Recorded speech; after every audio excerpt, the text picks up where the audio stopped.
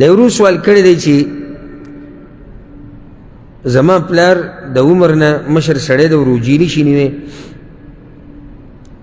نو د هغې خو موږ کفاره ورکوو، خو آیا د خوراک په ځای پیسې ورکولی شو او که نه؟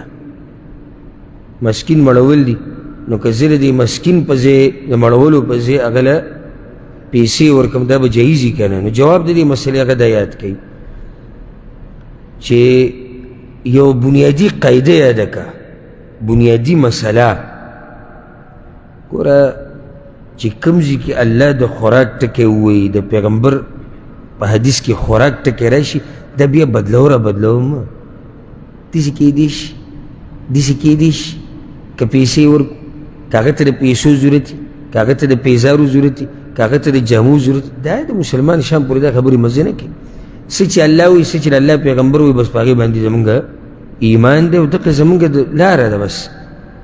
اوس ګوره الله قرآن کې څه وایي؟ وعلى الذين يطيقونه فدية طعام مسكين.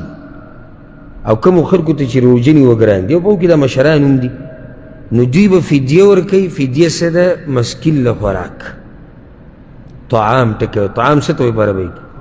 خوراک ته وایي. یا د قسم دا کفاره چې ده، فکفارته اطعام 10 مساکین، اطعام 10 مساکین. نو کفاره د هغې څه ده چې ته به 10 مسکینانو له خوراک ورکوې. علماء ته به اوس د الله نه ځان مخکې کوو چې الله خوراک ټکی ویلی دی، موږ به درته پوښتنه کوو چې که بیل پرز پیسې وله پیده ډېره ورکوي، که بیل پرز او که بیل پرز. دا بیل پرز ځان سره په جیب کې کېده چې کله قرآن او حدیث خبر راله بیا د بیل پرز میل پرز پرېږده بیا. او الله ته څه مشکل و چې د اطعام په ځای د پیسو ټکی ویلی وي؟ ویلی شو که نه شو ویلی؟ خو هغه زموږ نه دقه شان غواړي، نو چې څنګه هغه زموږ نه غواړي هغه شان به یې کوو. لکه اوس حدیث کې راځي چې فرض النبي صلی الله علیه وسلم زکات الفطر صاعا من طعام. پیغمبر صلی الله علیه وسلم دا ویلي چې زکات الفطر دا سرسایه چې دا لازم ده په هر مسلمان باندې چې وسي څه شی؟ یو صاع د خوراک نه، صاع سره پاسه 2 کیلو. نو پیغمبر پیسې نه شو ویلی که نه؟ د پیسو دا ټکی وله نه ورته ویلی شو چې بھئی درهم به ورکوئ، دینار به ورکوئ، روپۍ به ورکوئ، سره زر ورکوئ، سپین زر ورکوئ. ښه په هغه وخت کې غریبانان وو که نه وو د پیغمبر حسن په وخت کې؟ زموږ د دې زمانې نه لږ که ډېر د هغوی پیسو ته ضرورت نه و. نو دا صرف ستا د زمانې غریب چې د پیسو ته ضرورت لري، بعض راشي دا عقل به جنګوي. د قرآن او حدیث مقابله کې به عقل ونه جنګوي. نه نو که اوس غریب دی نه بالاخر د شپې سوالي او څه ته پرېږده دا خبرې چې څه پیغمبر ویلي حقه کوه. نو دې ورور ته موږ دا وایو چې ته په فدیه کې پیسې نشي ورکولی، خوراک به ورکوې. او که چېرته ته لس پیرې د پیسې راولې ورکړي که نه، دا نه کېږي. او دا د جمهور العلماء قول دی، د اکثرو علماو قول دی. بعضو علماو صرف د پیسو اجازت ورکړې ده، هم هغوی سره دلایل په دې باندې مضبوط نشته. نو خوراک به ورکې. بیا خوراک به څنګه ورکې؟ دا سره فایده یاده کړه. خوراک به 2 قسمه ته ورکولی شي، که د خپل مور پلار طرف نه ورکې او که د ښځې د طرف نه ورکې، که یو بچی دی معذوره دی د هغه د طرف نه ورکې. نو 2 طریقې دي. یو ده چې ته د وریجې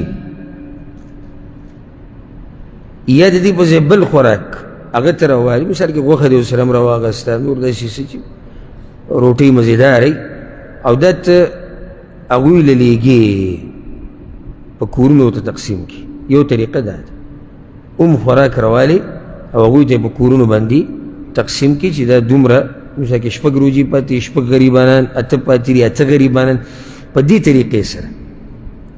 او دویمه طریقه دا ده چې ته صبر وکړي چې کله د روژې ختمې شي، ځکه چې د روژو کفاره به هله ورکوې چې کله هغه وخت د هغې څه شي، هغه تیر شي، د هغې نه مخکې ته کفاره نه شي ورکولی.